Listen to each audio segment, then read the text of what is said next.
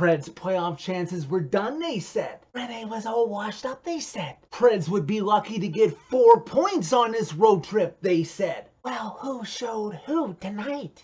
Everybody's hands go up, way up, as the Nashville Predators defeat the Boston Bruins in overtime by a score of 4-3. I try to remain an eternal optimist with this team. I have to be, after committing to doing a fan reaction video after every game. But before this road trip, if you had asked me which game would result in the best effort and which game would result in the worst effort, I would have guessed the exact opposite of what actually happened.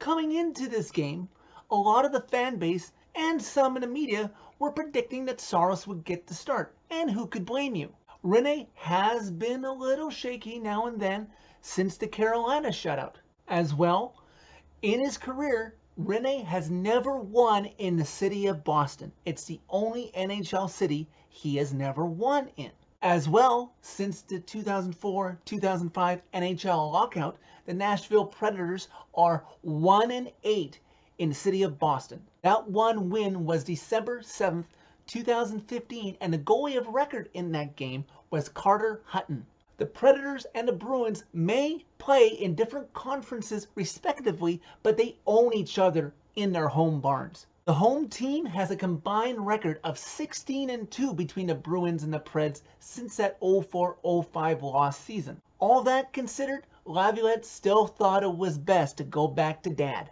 Checking back into the lineup tonight after absences are Michael Grinland, and after missing 12 games after Robert Bertuzzo's cheap shot, Victor Arvidsson returns. Colin Blackwell of the Preds, who grew up in Lawrence, Massachusetts, who played his high school hockey in Massachusetts at St. John's Prep, and his college hockey in Massachusetts as well at Harvard, is playing in his first game against a team he grew up rooting for. Very early in the first, Victor Arvidsson does indeed have an impact on this game as he takes a holding penalty against Brad Marchand, and the Preds are forced to go to the penalty kill against one of the most lethal power plays in this game after giving up 2 power play goals on Thursday against much weaker Ottawa. Fortunately, even though the Bruins do manage 4 shots on that first power play chance, the Preds'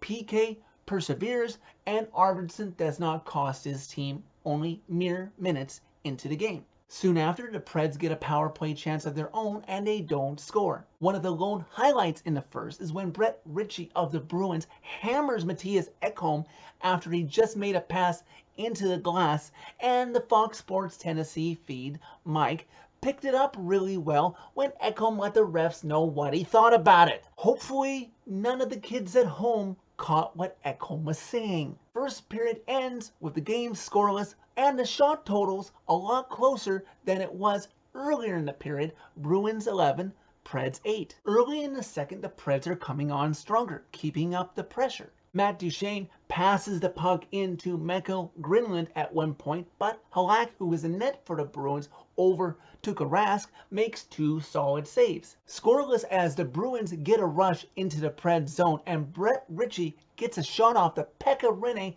thinks he has covered, but it squirts over to his right, and while Kyle Turris is attempting to defend, he knocks the puck in off of his knee, and Par Lindholm gets credit for it as the Bruins take the 1-0 lead. Victor Arvidsson gets a chance to stake his claim in this game a little while later, but he rings one off the post. After Craig Smith ends a Preds power play by taking a tripping call against Carlo, the Bruins and Preds play 4-on-4, and off the rush, Roman Josi comes in and backhands it past Halak, tying the game at 1. Preds are unfortunately unable to escape the second period with a tie or better as Forsberg takes a retaliation penalty against Charlie McAvoy, and on the ensuing power play, Krug gets it to Patrice Bergeron just to the left of Pekka Rinne, and he buries it to give the Bruins a 2-1 lead despite the Preds outshooting the Bruins 11-8 in the second period.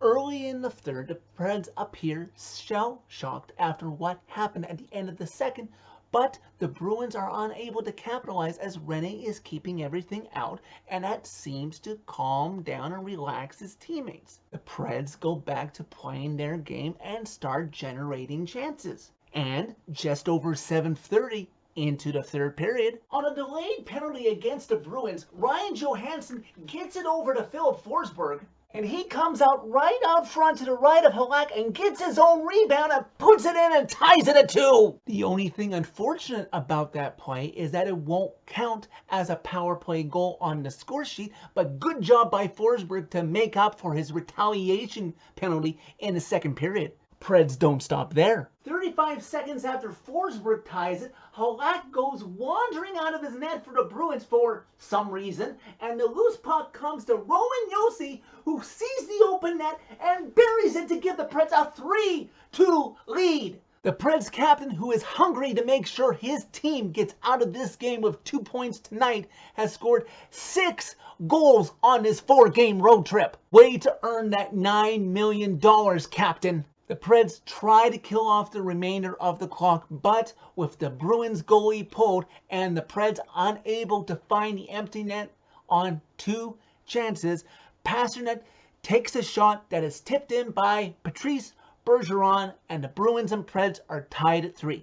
We're just about to kill off the last few seconds of regulation, and then after a whistle, Brad Marchand, for some reason, takes his lumber and goes after the faces of a couple of Preds players right in front of the refs. And they called nothing. What the hell? What does this guy have to do in a game to get a call, NHL? It's one thing to give supplementary discipline after a game, Department of Player Safety. Not that this is what this is. That's fine when they give supplementary discipline after a game. But in-game, refs, do your job. The Bruins would outshoot the Preds 11-7 in that third period, which has helped this game go to overtime. In overtime, the Bruins are getting some solid chances on Rinne to complete their comeback, but they aren't getting anything. Rinne wants that last city crossed off of his list. Just about a minute to go in overtime, Ryan Johansson and Kyle Turris have a 2-on-1 into the Bruins zone. Ryan's shot goes wide and takes a lucky bounce off of one of the NHL officials. Ryan Johansson, who has now found himself behind Halak's net, collects the puck as it comes to him and finds out front the only Preds player who has scored an overtime goal this season, Ryan Ellis, who buries it past Halak.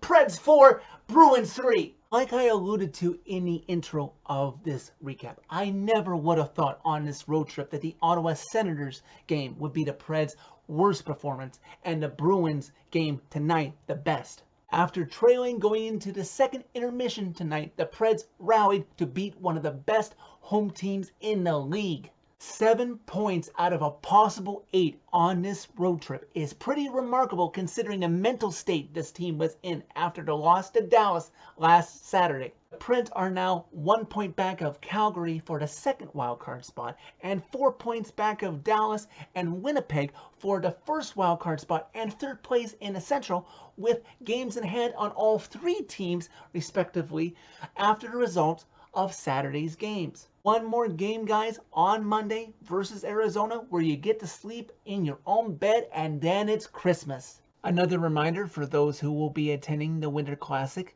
come New Year's Day at the Cotton Bowl in Dallas. WWE superstar Eric Young is hosting a rally on New Year's Eve at the Brain Dead Brewery in Dallas, Texas. Also attending this event will be Crazy Charlie, Ultimate Predator, Preds TV colorman Chris Mason, and Preds radio colorman Hal Gill. If you're a diehard Preds fan and you're going to the game in person, be sure to attend this event. So that's it for this video. Thank you very much for watching. As always, hit like if you liked this video. Hit subscribe if you're really proud of number 35. You can find all of my social media links by clicking on the channel name. Tell all of your Preds friends that this team may have finally turned the corner.